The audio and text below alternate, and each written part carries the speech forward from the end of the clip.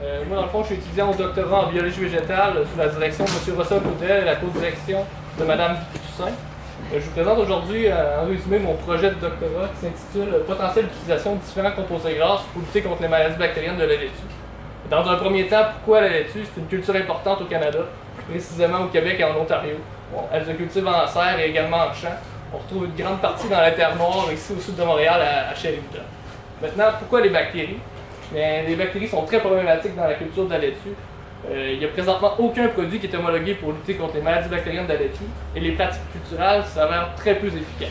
Dans ce contexte, il est impératif de trouver des alternatives. Donc, lorsque les bactéries sont présentes au champ, elles vont pouvoir pénétrer par les ouvertures naturelles. On peut penser aux inatodes qui sont un petit tissu large sur le bout des feuilles. On peut également penser aux blessures naturelles qui peuvent être occasionnées par des excès de croissance ou encore par la machinerie au champ. Et on peut également penser aux stomates, qui sont des ouvertures qui vont s'ouvrir et se fermer sous l'effet d'évapotranspiration.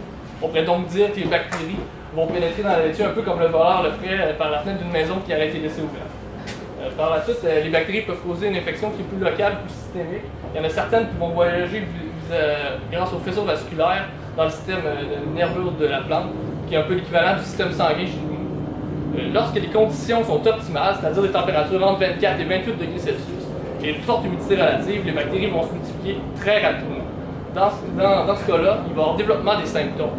Ici, on ne voit pas très bien que je vous présente les symptômes de la maladie des taches et des nervures noires causées par une bactérie de type Pseudomonas et les symptômes de la tache bactérienne causée par une bactérie de type Xanthomonas. Maintenant, les composés grasses. Qu'est-ce que c'est? C'est des composés qui sont dits Generally Recognized as Safe, généralement reconnus sans risque. On peut penser à des sels utilisés dans l'industrie bioalimentaire, comme par exemple le bicarbonate de sodium, communément appelé la petite vache, le méthabisulfite de sodium, qui est l'agent de conservation qu'on retrouve dans le vin, ou encore le benzoate de sodium ou le sorbate de potassium, qu'on retrouve dans plusieurs conserves, notamment les cornichons, qu'on retrouve également dans les vinaigrettes ou même dans vos shampoings. Dans un deuxième temps, on peut également penser à des extraits de plantes, soit l'utilisation de molécules bioactives qu'on peut extraire à partir de certains végétaux.